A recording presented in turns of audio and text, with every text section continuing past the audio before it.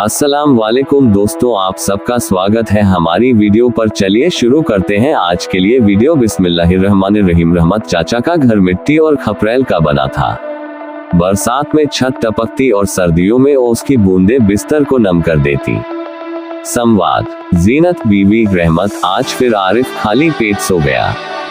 वह कह रहा था कि स्कूल के साथी लंच में अच्छे पकवान लाते हैं और उसके पास सिर्फ सूखी रोटी होती है। रात का सन्नाटा, दूर से आती सियार की आवाज और मस्जिद की सीढ़ियों पर जूतों की चाप। सर्दियों की एक ऐसी रात जब कोहरा इतना घना था कि हाथ को हाथ सुझाई नहीं दे रहा था। रहमत चाचा मस्जिद पहुंचे। मस्जिद पुरानी थी, दीवारें दरक रही थी। जब वह सजदे में गए तो उन्हें पहली बार लगा कि उनके कान के पास कोई बहुत जोर से सुबक रहा है। कोई रो रहा था। रहमत चाचा का शरीर कांप गया। उन्होंने जैसे ही सिर उठाया, रोने की आवाज बंद हो गई।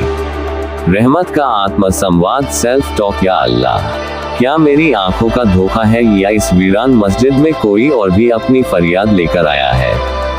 दरवाजा तो बंद है, खिड़की से भी कोई नहीं आ सकता। उन्होंने गौर किया कि मस्जिद के उस कोने में जहां रोशनी नहीं पहुंचती, वहां एक धुंधली सी परछाई बैठी है। वह परछाई इंसानी कद से काफी बड़ी थी, लेकिन उसका सिर झुका हुआ था। रहमत ने डरने के बजाय अपनी नमाज जारी रखी। रहमत एक गहरी सांस लेकर, जीनत, बच्चों को समझाओ कि ये वक्त भी गुजर जाएगा। जो रब हमें पैदा कर सकता है, क्या वह हमें खिलाने का रास्ता नहीं बनाएगा? मेरी फल की रेहड़ी पर आजकल ग्राहक कम है, पर अल्लाह की रहमत कम नहीं हुई है।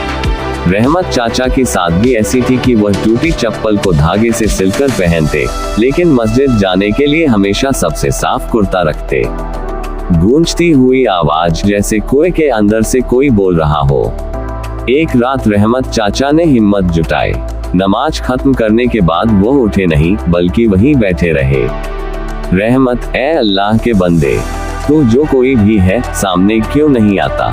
मैं एक गरीब फल वाला हूँ, मेरे पास तुझे देने को कुछ नहीं है सिवाय दुआओं के। आवाज गूंजती हुई, रहमत भाई, हम आपसे कुछ लेने नहीं बल्कि आपको सुनने आते हैं। अंधेरे कोने से एक साया उभरा। वह पूरी तरह साफ नहीं था, लेकिन उसकी आवाज में एक अजीब सी कशिश थी।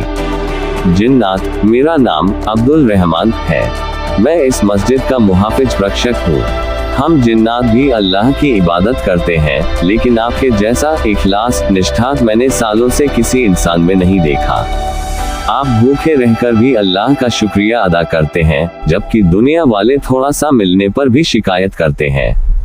घर की हालत और खराब हो गई। रहमत चाचा की रेहड़ी को एक तेज रफ्तार ट्रक ने टक्कर मार दी। सारे फल सड़कों पर बिखर गए और रेहड़ी के परखच्चे उड़ गए। अब उनके पास कमाई का कोई जरिया नहीं बचा।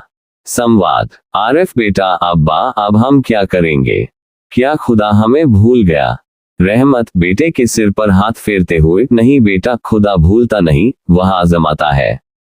जब सब दरवाजे बंद हो जाएं, तभी तो उसका दरवाजा खुलता है। मेरे अल्लाह। उस रात रहमत चाचा मस्जिद में बहुत रोए। उन्होंने जिन्नात से कुछ नहीं मांगा, बस खुदा से सब्र मांगा। तभी उन्होंने महसूस किया कि फर्श पर कुछ चमक रहा है। वह एक छोटा सा पत्थर था जो नीले रंग का था। रहमत चाचा ने वह पत्थर उठाया और अगले दिन एक जौहरी के पास ले गए। जौहरी की आंखें फटी की फटी रह गईं। जौहरी, चाचा, यह मामूली पत्थर नहीं है, यह तो नायाब नीलम है।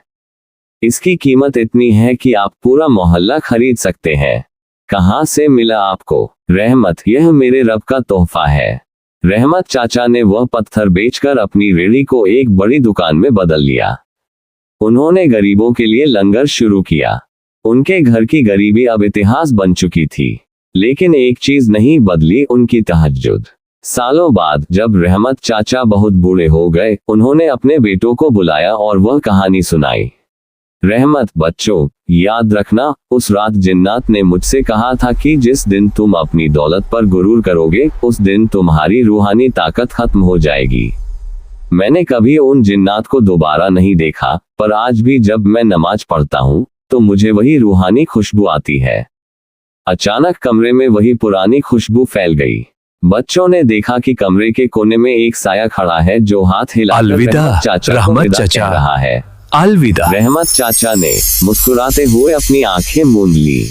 उनके चेहरे पर वही सुकून था जो 20 साल पहले था। कहानी का अंत इस बात पर करे कि सच्ची इबादत केवल इंसान को नहीं बल्कि कायनात की हर रूह को प्रभावित करती है। वीडियो पसंद आए तो लाइक करना और चैनल को सब्सक्राइब करना।